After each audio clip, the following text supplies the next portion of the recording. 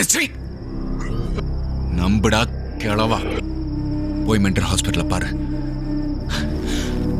அவங்க அப்ப எப்படி எங்க அம்மாவை பைத்தியமாக்குனானோ அதே மாதிரி அவன் புள்ளிய நான் பைத்தியமாக்கிட்டேன்.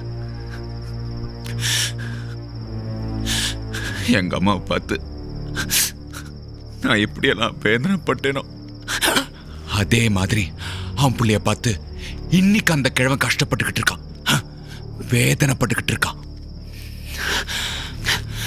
ஏய், எப்படி அவன் புள்ளைய பைத்தியமாக்கணும் தெரியுமா?